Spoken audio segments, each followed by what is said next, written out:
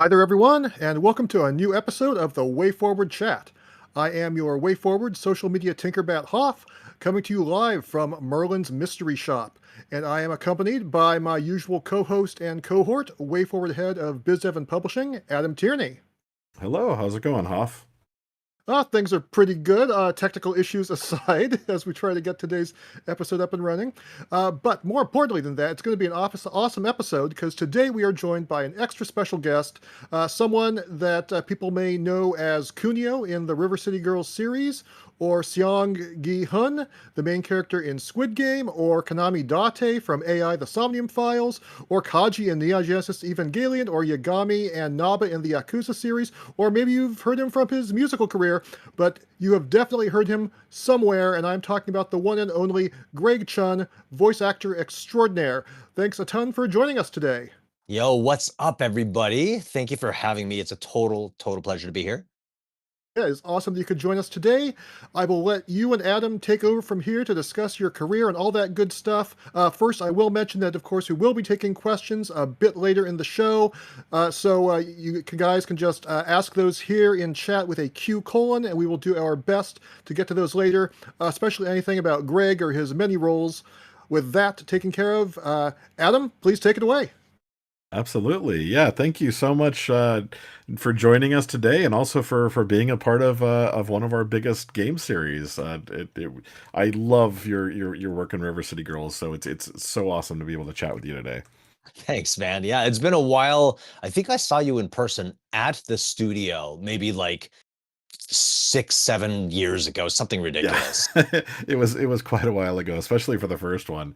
Yeah. Um to start, we always ask our guests the first question is always kind of the same, guest by guest, which is, what is your video game origin story? So what are some of the first video games you remember playing as a kid? What are some of your all-time favorite games? Okay, so I am of another generation, and I started on an Atari, the original Atari. Like we're talking like single joystick, one reddish orange button. That's I it. did as well. That was my formative one as a kid as well. So we're from the Oh same my generation, I gosh. think. Yes, and it's beautiful, and I love that. And it's ever since I can remember, it was just the thing that got me most excited were these video game systems. And I don't know if that's just biological or what the hell it was, but I begged my parents. We got it, and I played, adventure, and it was all about getting the secret glowing dot to see the end credits, the people who worked on the game, and you know. When there was a game like Warlords or Kaboom, I was like, "Ooh, a paddle controller! How innovative!" And so I was just all about those early consoles. I had the Atari. I missed the Intellivision, but luckily my friend down the street had it, and that had the wackiest controller with the disc and the keypad, which was like what? But we played so much like Sea Battle and baseball and boxing and Utopia on that system, and then came the ColecoVision, and I got the ColecoVision, and it was the first time we were like, "Ooh, it's an actual like good Donkey Kong," because Donkey Kong on the Atari 2600 was pretty painful, right? Most games on the Atari 2600 that were ports were pretty bad. Yeah, it was pretty bad. And it's so funny when you look at something like Night Driver. Like at the time, I'm like, this is the coolest game ever. And like now, it's just absurd how basic it is. But that was the technology. And so, yeah, I grew up in that era, playing all of the home consoles, and every birthday party was at the arcade. So every birthday party, my folks would take all my friends to the arcade, and we would each get like the rubber pouch filled with quarters. And like I remember at the time, Star Castle was my favorite game. So it was a very simple, like just colored lines kind of vibe, like the original Star Wars arcade game. And it was just like there was a thing in the middle you had to protect, and it was surrounded by three multicolored walls. I think it was three, and these enemies would come, or maybe you were trying to break in. I think maybe that was it.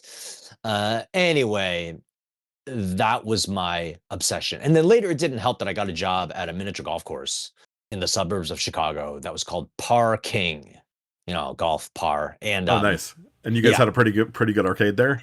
and it wasn't big, but we had like good games. So there I played a lot of Outrun. I played a game called Heavy Barrel that I loved. Shinobi, the Oh original yeah. Oh yeah. Shinobi.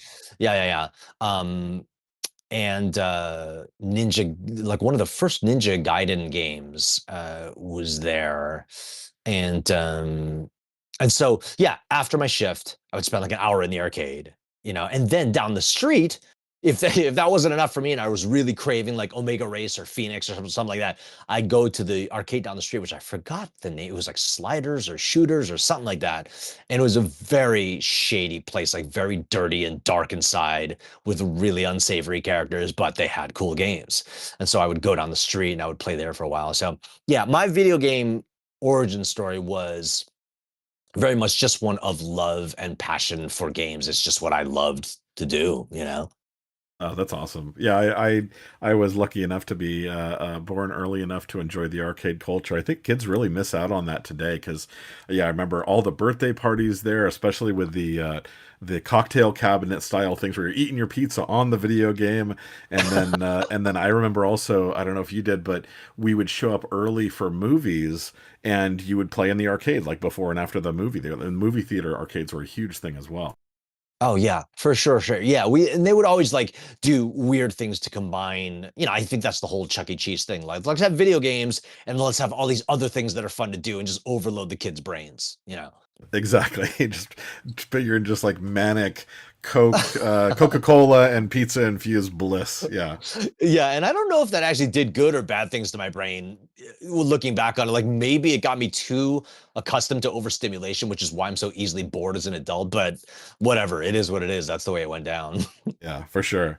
Cool. And then, as we mentioned at the beginning, so as far as WayForward games, you voice series protagonist Kunio in our River City Girls games. He's one of the main characters in ours, but he is the main character of about 50 plus Kunio-kun games, as well as several characters in the Yakuza series, most notably Tak in Judgment.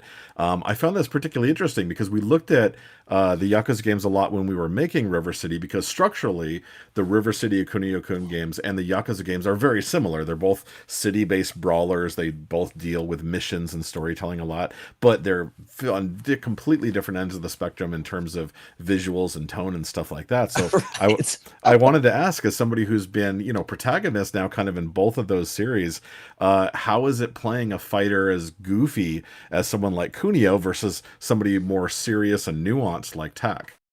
I mean, that's the thing, is that the approach as an actor is completely different. They may as well not even be related in any way. These games are so different in tone. And so, yeah, they do have the connection of it being kind of like a street brawler, what have you. But as far as the mindset of an actor, those parallels wouldn't even occur to me going into the gig, because one is so just sort of fun and silly and comedic in a broad, cartoony way almost, right? And the other is very much needs me to be sort of grounded and real as much as possible. And so, to me, they're totally different animals. But it's fun to see like the parallels in between them and realize, oh, what if we subbed in the characters from, could you imagine playing Judgment with like Kunio as the protag? Like, it would be such, it would Especially, be yeah, your Kunio is a very goofy Kunio. I know, it would be very, very, very silly and awesome. But yeah, for the most part, to me, they're despite the parallels that one can draw, they really are just completely separate animals to me. Do you have a preference at all in terms of like sillier, more comedic characters versus more serious, kind of dramatic ones? Well, for me, that's very analogous to like, would you rather have a steak dinner or would you rather eat like a chocolate cake? Like, both are awesome. And there comes a Right. time in your life when you are craving one more than the other, but there isn't, I couldn't like give up one or the other like for life. You need to have both to have balance and to keep you need to have the comedic stuff to keep you from getting too serious in life. You need to have the serious stuff to keep you from going off the just a goofy deep end. So for me, it's very much they're two different itches that itch very much the same amount, and they both need scratching, you know? Oh, that's interesting. Yeah, and probably I would imagine if you're doing a lot of heavy drama, then maybe there's kind of you get that itch to scratch of like, hey, I want to do something lighter and vice versa, right?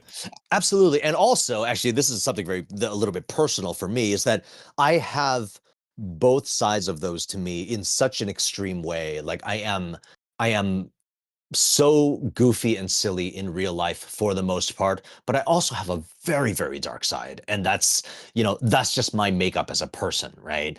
And so to be able to, I think it would be dangerous for me to go too far one way or the other. I think I really do need to balance it out by living in both of those worlds professionally.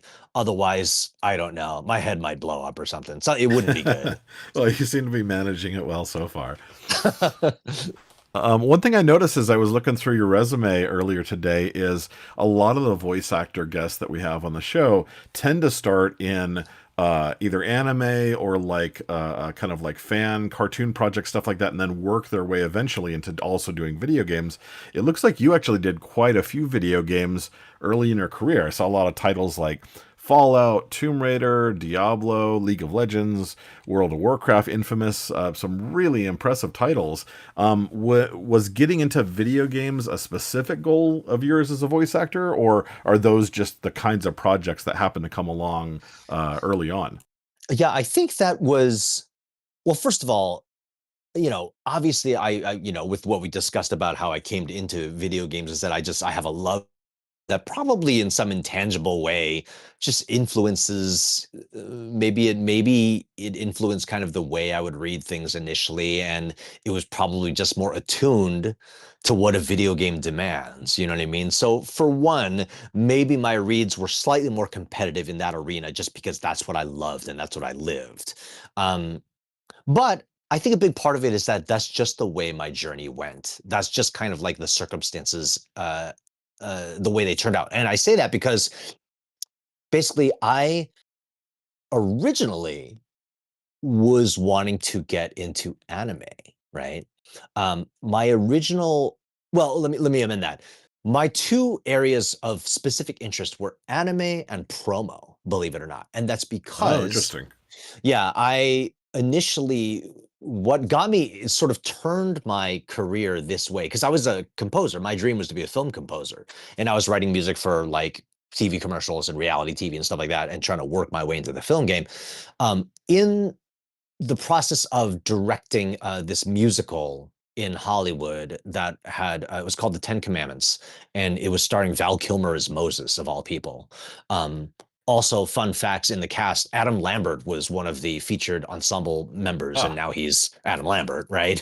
Um, Ali Porter, who won The Voice a couple times, or once, 1 year or whatever, she was in it as well.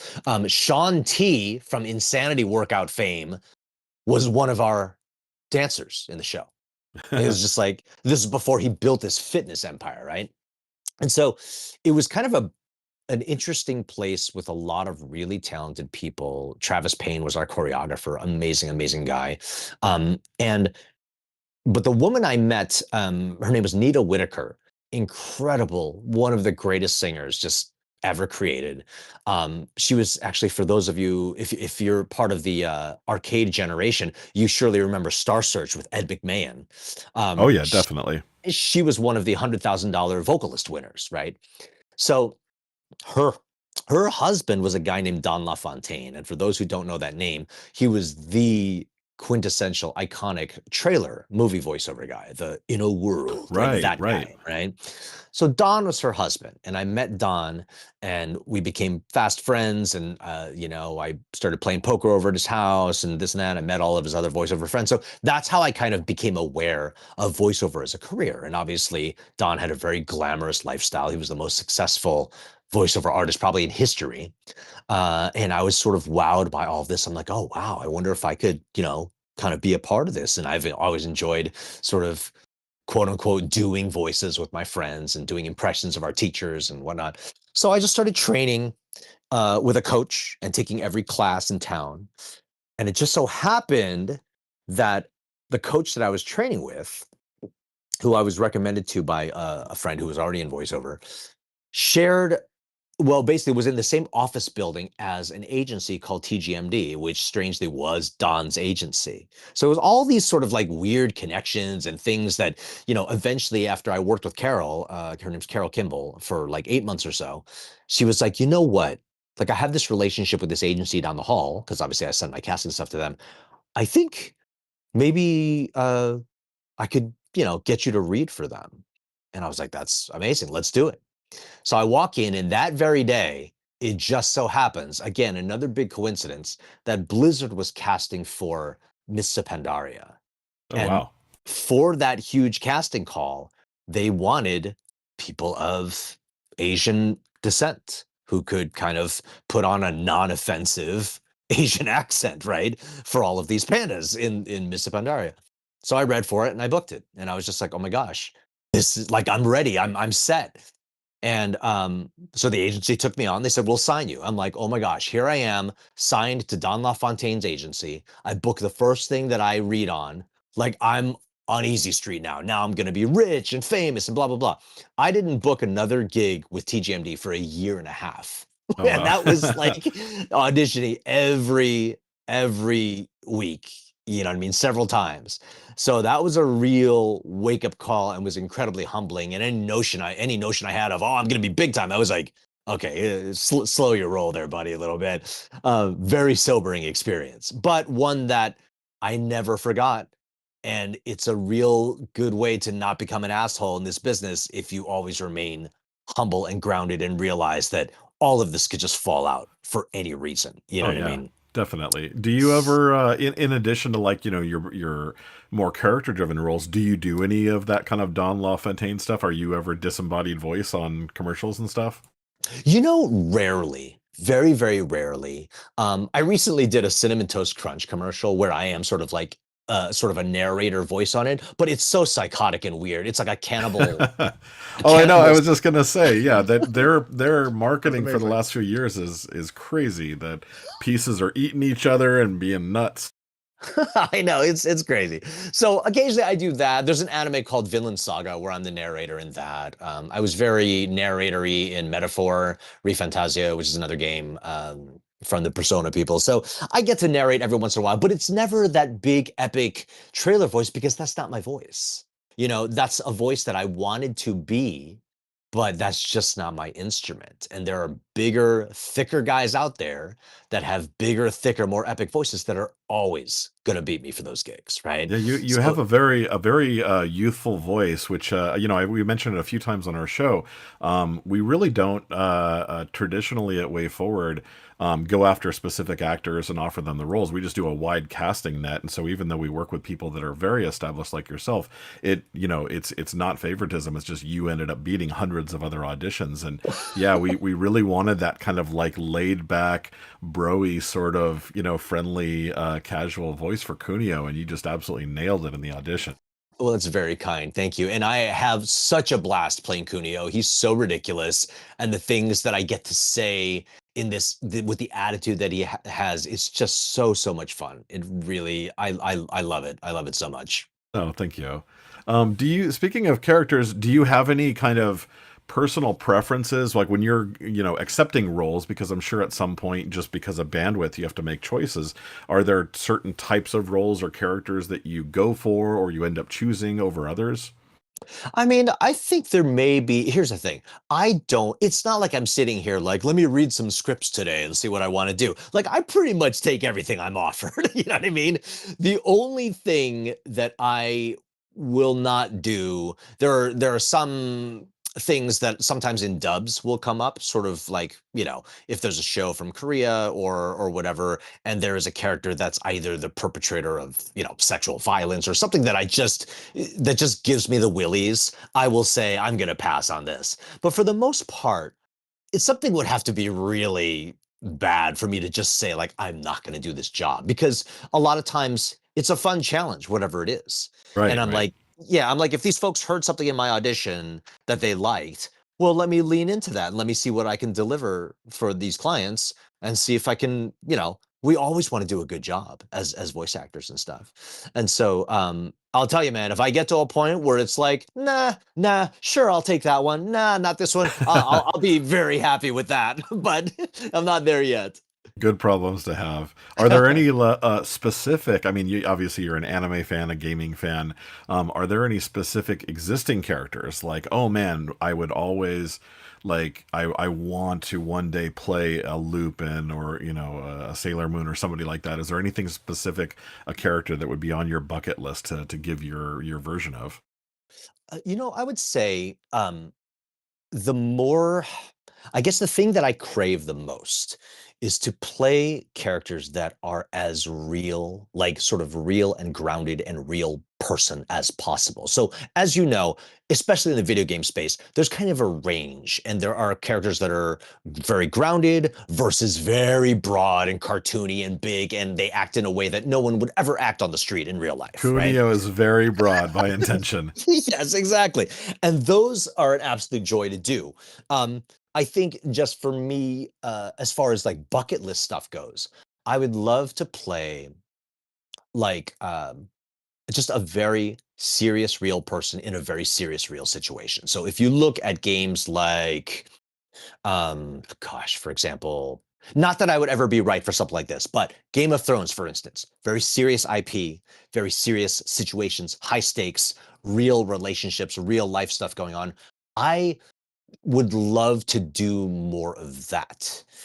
Just because I think my passion, the thing that I'm most passionate about is just sort of real life, because real life can be so um, hard to cope with. A lot of times I like being involved in those stories to sort of try and bring a vehicle to life that is kind of real life, and yet we have a little control over it, and we can tell a story that might give us hope or might make us think that life's not such a piece of shit all the time. You know what I mean? And so trust me, I love the broad stuff and I love being comedic. That's a huge part of me as well.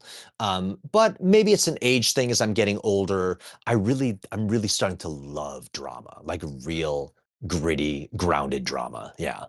I would have to imagine that of the stuff you've worked on, one of the roles that probably has the most breadth of drama and comedy and everything is in Squid Game. The dub Absolutely. that you did on that. That speaking of what you just talked about of what you're looking for in a role, that's definitely a role where it's got all that and then some, right?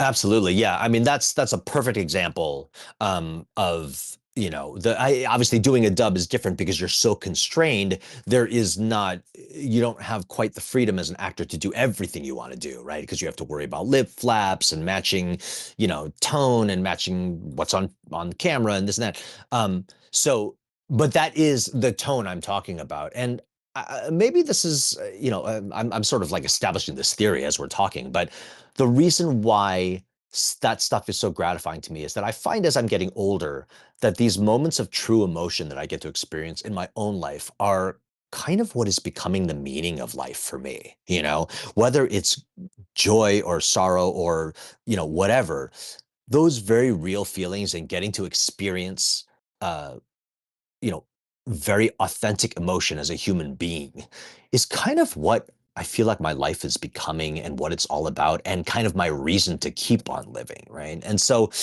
with that in mind, it would make sense, I think, that from an acting standpoint, yeah, I love to get in the booth and experience as much real human emotion as I possibly can. You know what I mean? Yeah, absolutely. No, that's really interesting. Um, in addition, because you were just Say so. before we move on Oh, from sure, yeah, go Squid for it, Game, go I for was it. wondering. I heard that the entire first series got season got redubbed. Is that accurate? Is that true? And did you participate in that with a whole redubbing process? Oh, okay. So I think here's what I know. I'm not aware of like the entire thing getting redubbed. What I Hmm. am aware of is that there was a character that was recast for season two that only Okay. appeared briefly in season one. And they did go back and re record that character's season one appearance with the new actor who was cast in season two. Okay. Yeah, Okay. that's the only redubbing that I'm aware of. If there's another dub out there, I would love to see it. I actually, it's funny, people talk about like people get all up in arms when there's like a redub of something. I Mhm. am so for multiple dubs of projects because it's just a ton more work for everybody. You know what I'm saying? That's true.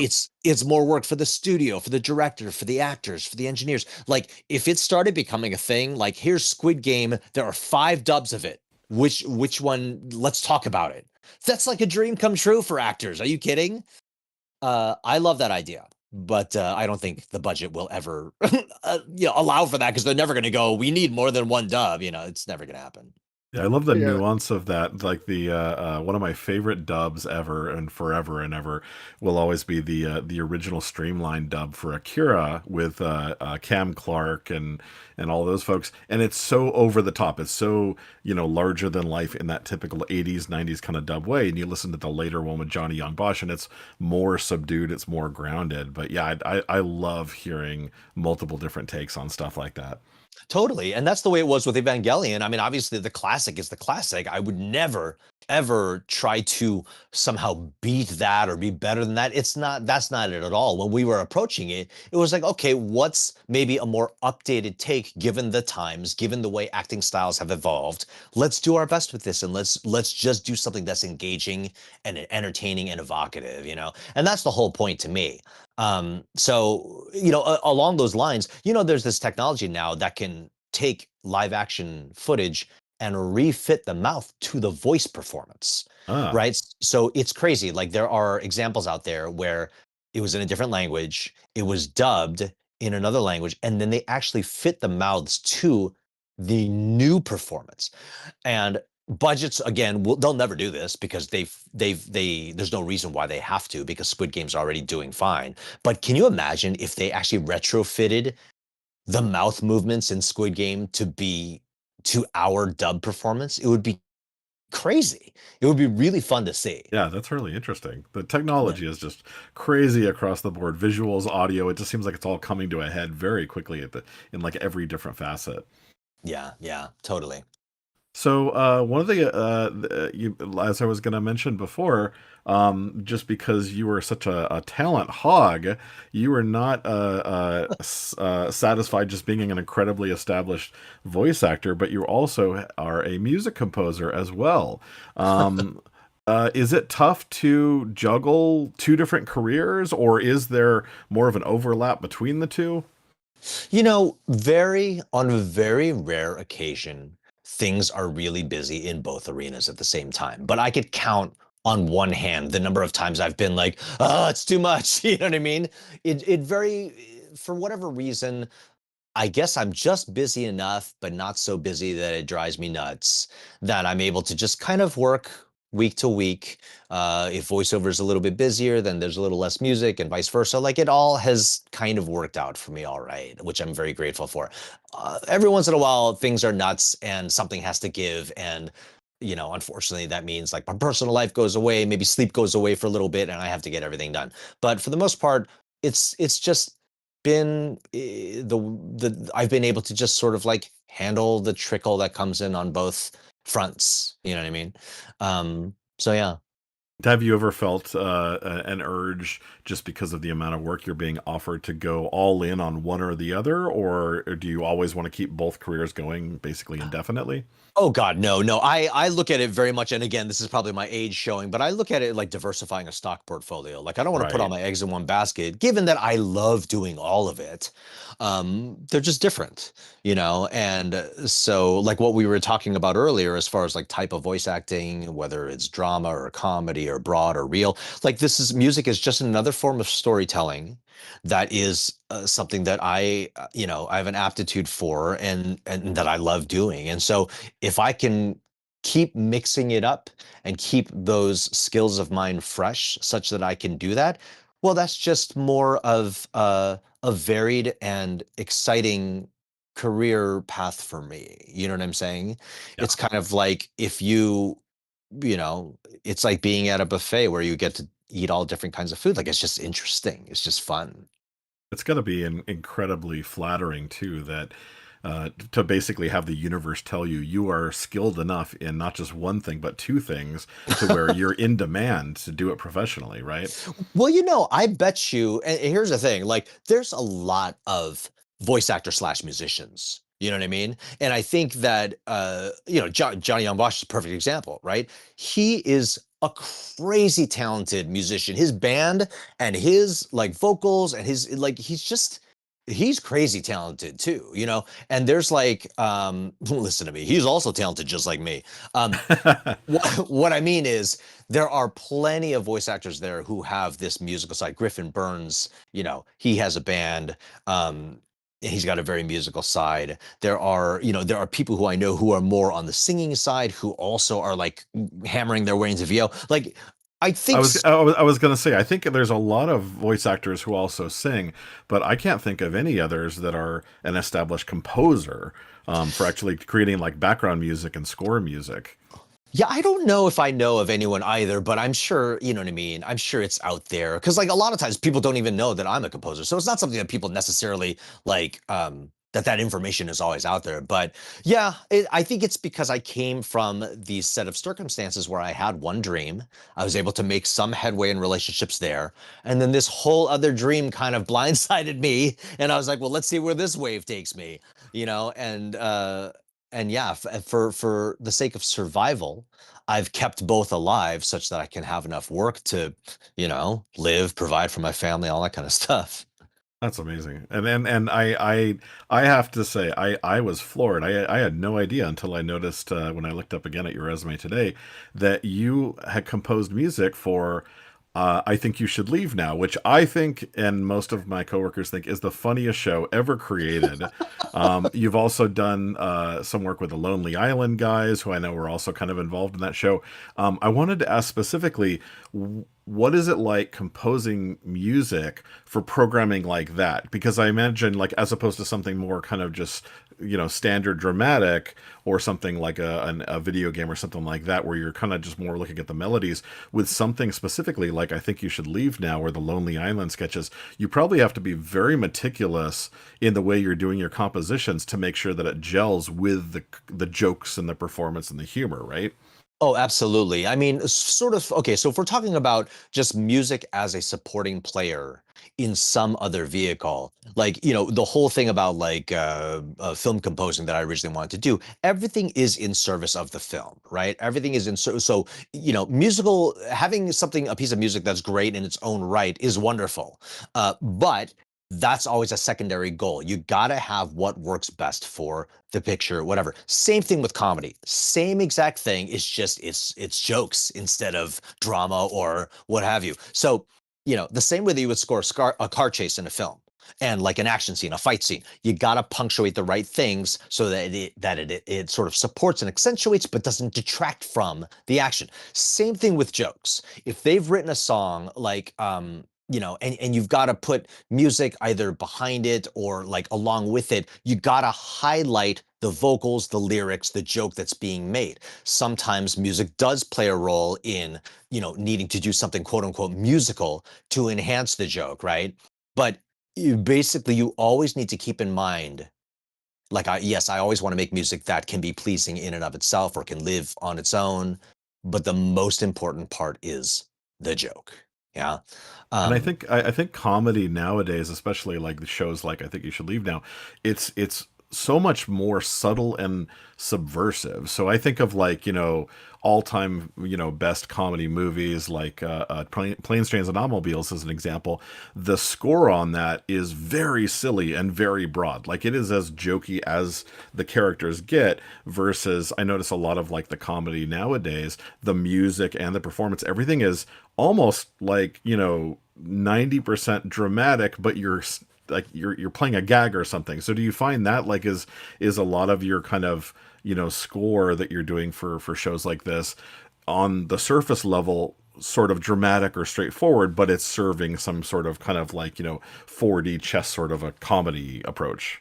Well, I think that comedy has evolved over the years, and what is sort of a lot sort of in mode right now is that comedy where it's being played very straight. Like Key and Peele, for instance, they're Right. probably my favorite comedy act like in ever, right? And the stuff that they do that is so unbelievably funny is the stuff that they're taking so seriously and they're playing it so real, right?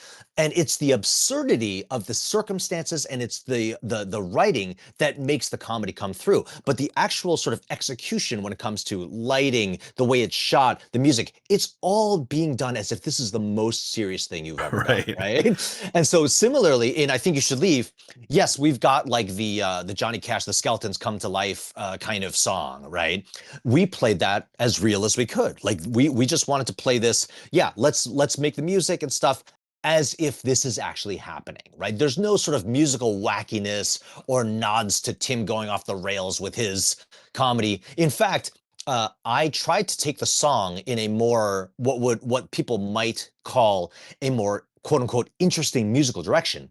And Tim and Zach were like, no, we got to keep it simple, keep it dumb.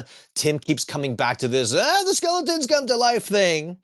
And we want the music to sound almost as if the musicians are sort of vamping, like trying to figure out what this guy is doing, as opposed to actually, musically going in any direction. That's a perfect example of the music needing to play a character that supports the goal and the joke and the situation, right? Yeah, well, I Um, think about like my favorite sketches, like the receipt for the gift, or like the meeting for burgers with the old professor, and most of the successful sketches, everyone in that scene, nobody is laughing, nobody's having a good time. They're all either traumatized or oh, serious. We're just absolutely. laughing at home. Oh my gosh, that burger sketch, freaking hilarious. That is one of my favorite things I've ever seen in my life. But at the same time, we have like the horse ranch where the horses are bred to have small penises, so guys don't feel Right. threatened and they want to go there. Like that's me singing on all those jingles, where the Oh, that's horses are awesome. hung like you. And so for that, obviously that was dialed up to be a little more cheesy, a little more Right. silly, and that's just the tone of that particular sketch. And another similar one that if you go watch The Naked Gun, the new one, Yeah. I wrote the end credits song with Akiva, Oh, and nice. Liam Neeson performs it, and it's hilarious. But again, we're playing it not as sort of like trying to make some great musical piece, but for those who have heard it, they know what I'm talking about. It's sort of like this situation in the studio and how would you deal with it, and we're just playing it very real situation. You know what I mean? Yeah. That's very interesting. Are there any, like, growing up as a prospective composer, and then I guess also as a prospective voice actor, are there any composers or actors that really influenced you, that either shaped your style in these different art forms, or that you kind of aspired to be as good as one day? Oh yeah, absolutely. So in the composing realm, John Williams was my hero. Like hands down, I loved all of the movies that he wrote for. I thought his music was just so thick and hard to figure out because I played piano by ear, and so I was like, oh yeah, pop songs I can figure them out by ear and play them on from listening to them on the radio and this and that. I would listen to John Williams music and I'd be like, what is going on here? Like, what is he doing? And that was just this magical like world of sorcery as far as I was concerned. And so I fell in love with that and I wanted to be able to create the moods and just the way that he would, you listen to the original score for like Raiders of the Lost Ark and stuff, and it's like, wow, how did you do this? How'd you come up with this? Like the map room scene in Raiders of the Lost Ark. Like, oh my gosh, it's just one of the most beautiful things I've ever heard. So John Williams, later on, I would very much come to admire like Hans Zimmer, Michael Giacchino. Like Yep. there's lots of John Debney, like all these guys, amazing work. And then as far as voice acting goes, oh, I should say as an addendum, film composers, that sort of influenced my early music. Now I'm getting very, very fascinated with electronic music, and I'm wanting to get into Hmm. maybe more either techno, sort of like synth-based stuff, and maybe even like some dance music. So my influences there. Um, Jack Wall, who did the Mass Effect soundtrack. Um, Amazing, amazing soundtrack. And then in just pop music, like David Guetta, man, he's just like his stuff is just amazing. All the K-pop stuff. So lots of musical influences. It never stops. Oh, And wow. then as far as voice acting goes, actually my two biggest influences uh, of where I wanted to kind of be as a voice actor came pretty early from watching Fate Zero. And it was Matt Mercer and Grant George. And their performances, I just was like, oh, that would be so cool to you know what I mean? So they were kind of my role models, and it's very fun and a blessing to be able to call Matt like a friend at this point because he really was a huge inspiration to me. Have you ever had a project that you've worked in both hats on, that you've done music for and you've done voice for? Well, I mean, as far as like the main focus, maybe not. There was maybe one commercial that I worked on for a small house where I both did the music and I did like the voiceover for the commercial. But it was like for a bank somewhere in the Midwest. Anyway, for you know, I think probably just I think you should leave as an example, right? Where my voice is on there, as well as like my music cues. Like for that game show where the red mascot guy keeps coming out and Yeah. messing with Andy Samberg. That opening is my music and me also going like, ladies and gentlemen, or whatever I was doing. I can't remember. So occasionally something like that happens and it's always fun. But gosh, one day to like be the lead in a video game and write the score, I think that's probably I can't get any more bucket listy than that. You know what I All mean? right. Well, So maybe we can help with that. If we do any more River City, we'd love to have you do a full hey, on Kunio song or something. I am here. You know where to find me. Awesome. I have made Um, a note of this. We'll get back to this later. yeah. So we're almost wrapped up. Again, if you guys have any questions for Greg, just post them in the chat with a big Q before it, and we'll start answering those in a second. Do you have We any got a few advice so far. for? Yeah, we have quite a few. Do you have any advice for hopeful voice actors or music composers who would like to do this stuff professionally one day? Yes, absolutely. So if I could go back and talk to myself back in the day, like everybody has, most people who want to get into voice acting have the same couple misconceptions that I wish I could go back and like grab myself by the throat and make myself understand. So, one is that it's not about changing your voice or doing voices per se. Like if you could do an impression of, so and so. I was about to say Kermit the Frog, but I'm like, I got to come up with something more modern than that. But anyway, if you could do a Kermit the Frog impression, great. If you could do an Elmo impression, great. But that is a useful tool that can help your and expand your marketability if you have the acting chops to back it all up. So the acting has to come first. So as far as voice acting goes, I encourage people to fall in love with acting, fall in love with being an actor, not doing voices or impressions, right? Keep doing your voices and impressions if you're good at them, for sure. Nurture that skill, but that's a separate thing. That's a separate thing. That can be very useful later, but it's not what's going to drive your success and castability as a voice actor. Okay, so classes, acting classes, improv classes, being able to improv is huge, right? Because a lot of times the clients don't 100% know what they want. And it's up to you to provide options and just come up with random shit. They're like, that's hilarious. We're using that, right? Um, so that's kind of where I would really encourage people to start. You know what I mean? Yeah, Become an it's interesting you mentioned that because when we do our casting, and the reason we cast people like yourself as Kunio is we always whenever possible we write the sides before we write the script. I love being able to just kind of do a sampling of lines and then hear the voice. So like when we wrote the full script, I knew what Kunio sounded like because we cast you between writing the sides and writing the full script, and so I can write it kind of in your voice and stuff. But what usually makes us go for the actors we choose is we'll put in lines where it's like, okay, there's some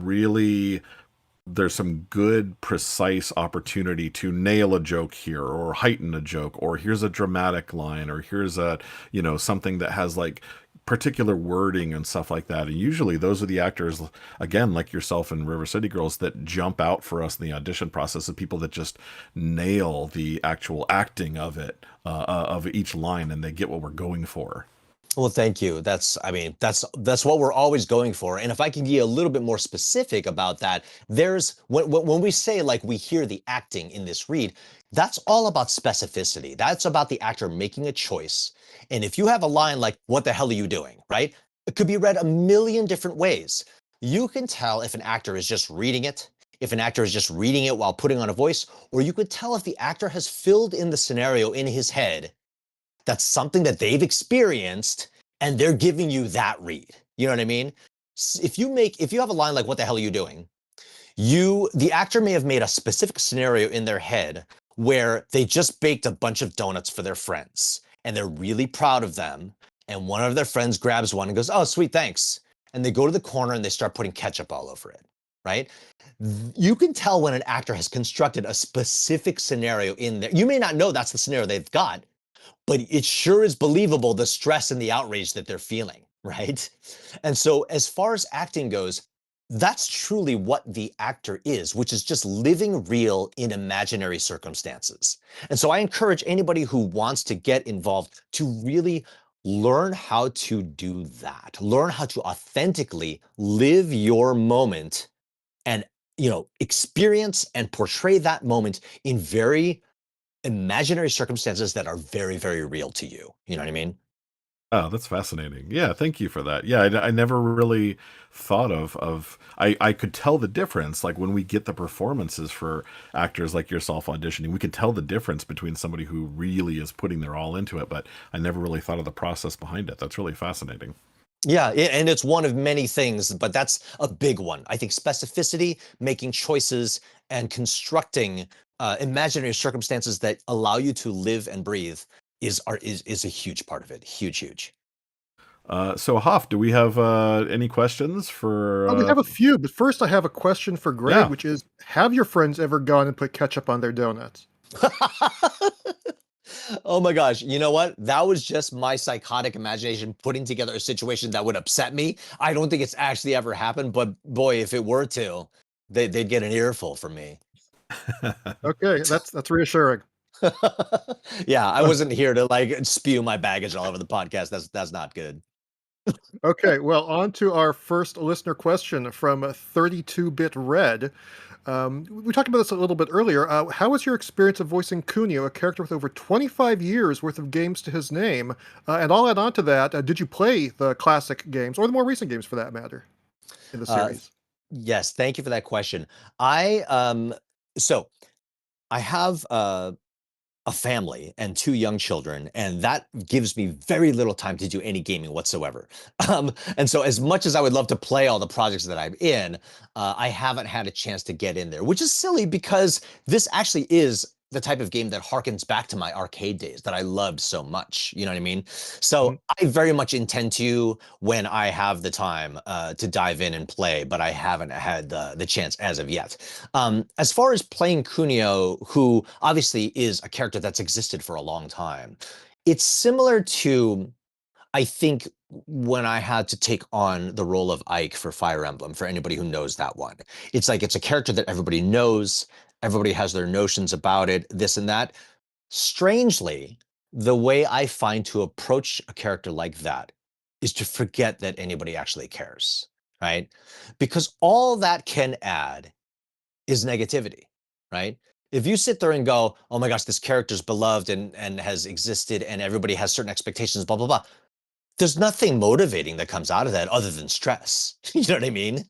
Mhm. And so all you can really do is say, this is the character, this is what they're about, and I'm gonna play them as real and as in as entertaining a way as I can.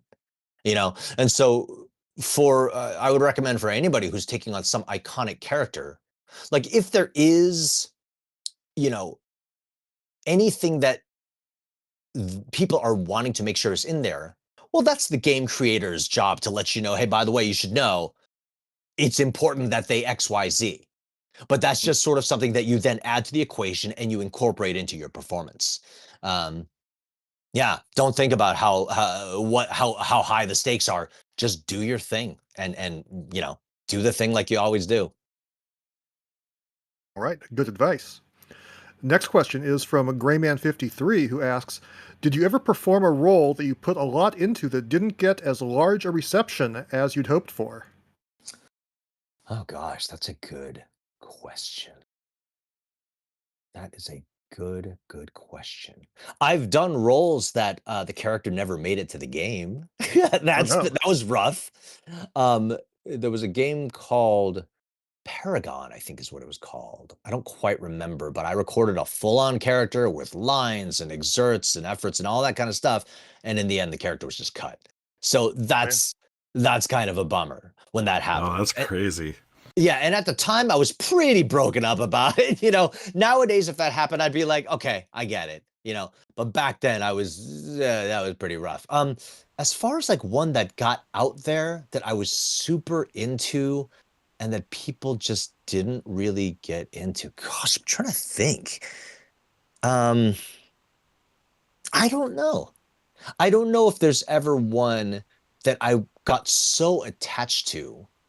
Um, What that what just what about a slightly different question? What about are there any characters of yours that you would recommend people check out that you think like, oh, I'm really proud of this in particular that might have flown under the radar a little bit. Oh, That absolutely. actually Okay. dovetails kind of well into the next question from Antonio Lopez Leon Production, who wants to know what other characters has Greg Chun voiced. So maybe we'll just let you answer this one with some of the highlights, Yeah, some of like your Adam favorite suggested. characters. The others will be here for another 2 hours. Okay, well, if I were to point anybody to play one game of mine, it would be I, the Somnium Files. Because I love there's that a game. It is awesome. All three of them are yes, awesome. there's a character in there I play. Thank you for that. Who's his name is Kaname Date, and he's just a ridiculous, ridiculous man. And like it is, and I've told this in panels and interviews before, that he is very much the character in my career that is most like me. That's just like me being me. And so I You have think a that's fake why he eyeball? yeah. Well, not that part of it, but his Oh, sort of like just his personality. And that's why I think he in particular is so fun for me to play is because I just go in and I give my take on things, just absolutely 100% my take on everything. I don't have to think about what would this character do because it's me. You know what I mean? And so yeah, Konami Date in either Somnium Files, and the other one is Judgment, of course. He's also very much me. He's just a cooler version of me that doesn't really exist in real life. But if I were to be a detective, that would be the me that would be there. So I think those are my two roles that are most sort of beloved um, because they are, Kaname Date because he's just me, and Yagami because he's kind of like who I would like to be. very nice. Yeah, if we were doing this in person, I'd be like shoving my copies of AI the Somnium Files in front of you, demanding an autograph. And I would happily give it to you. Uh, Thank you. Thank you very much. Next question. I think we maybe just answered this one, but this is from one Sonnet guy who asks, "What is your favorite role that you've done out of your entire career?" Yeah, I think, gosh, at this, okay, it used to be hands down Yagami. Like there was no question. As I've done more and more Date, it's really a tie between those two. I can't turn my back on Date, you know what I mean? Like they're both if I somehow if the public wanted it and I could perform those two roles for the rest of my life, I would be ecstatic. Okay. And then the last question that's coming so far is also from one Sonnet guy who says, "Since you brought it up earlier, I have to ask, what are Greg Chun's thoughts on the last season of Game of Thrones?" So get this. I have not seen a single episode of Game of Thrones. All I know is Wow. basically I've absorbed from the universe, and my comment that incorporated it earlier was very much based on the tone and the that you can glean from just trailers. You know what I mean? And so I'm not Huh. well informed as far as the actual show goes, but I just know what it's all about. It's worth binging at some point, but it is one of those series where it has some of the best of and some of the worst of any TV productions and writings ever. Yeah, there are so many shows. I'm telling you guys, there's so many shows that I would love to just sit and watch. And if I didn't, have responsibilities in life, I would go through. I only watched the first 5 episodes of Breaking Bad, I think, and then life took over. And I want so badly to Oh get man. back to it. I've got to finish The Boys. Someday I want to see Game of Thrones. I've only seen the first Harry Potter movie. Like there's so many things that I've got to. I want to catch up on my Star Wars, Mandalorian, like all that stuff. But someday when I'm literally like a drooling vegetable, I'll just put it on the TV and enjoy it. Good I feel problems to you. have. Yeah. So yeah, and before we let you go, we wanted to just ask, what are some of your recent projects, either recently released or recently announced, that people should check out, and also where can people find you online? Yes. So I am Greg Chun VA pretty much everywhere. I'm not super active on social media. If people really want to come in and actually Q&A and stuff like that, join my Discord, which is at gregchun.com/discord. That should take you to the Discord invite. But on all other socials, it's Greg Chun VA for voice actor. As far as plugs go, hey man, Infinity Castle, Demon Slayer coming out tomorrow, and in effect tonight. My kids are watching it tomorrow. We already have tickets. Yeah, awesome. I love it. Yes, please go support Infinity Castle, and please go support the Naked Gun. Even though I'm only sort of like part of the very last 2 minutes of what you're going to see in the theater, I love the movie. I love the filmmaker. The song that we made together, I'm very, very proud of. And so, yeah, stay to the very end, and you'll see my name scroll by, very, very small on the screen. Well, Mr. Greg Chun, thank you so much for gracing us with yourself this morning and this afternoon, I guess. And thanks again for the fantastic work you've done in our games. Hopefully, the first of many series from WayForward that we'll be able to collaborate on.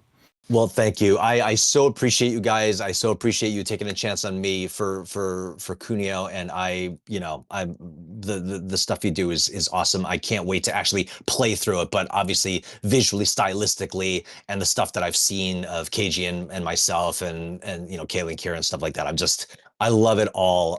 Would be honored to be part of any of your projects. Kunio and many minor characters. Some of I also love you as the over-explanatory Yakuza henchman who we brought back in the sequel as well. And just yes. the goofiness of, I remember it was something like you need 4 explosions, not 3, not 5, and just giving the heroes all that information. It was such a fun gag, and you absolutely nailed it, sir. Thank you so much.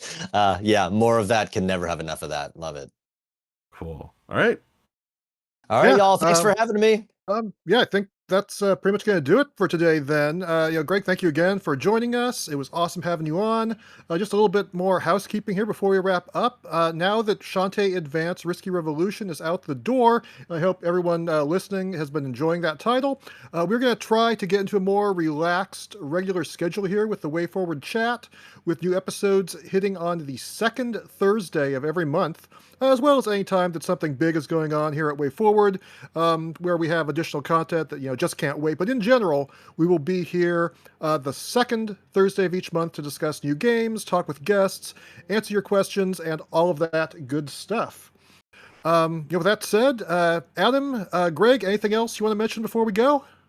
No, I am all good. I appreciate y'all so much. Thank you for having me. Yeah, everyone go check out River City Girls 1 and 2 and the DLC to hear Greg's amazing performances, especially in part 2 where you can play him, Kunio, through the entire game. And what's funny too is the way that stuff was recorded, there's so many different alts and so many different versions of characters because of the way that we weave the multiple characters. So lots of Greg Chun goodness in River City Girls 2 especially. Go check it out. Yay, I love it. Thank you, guys. All right. Thanks, Greg. Thank you again. It was a pleasure having you all here today. Thank you to everyone for tuning in and asking questions. That is a wrap. I'm going to go in the corner, put some ketchup on my donuts, and we will catch you next time.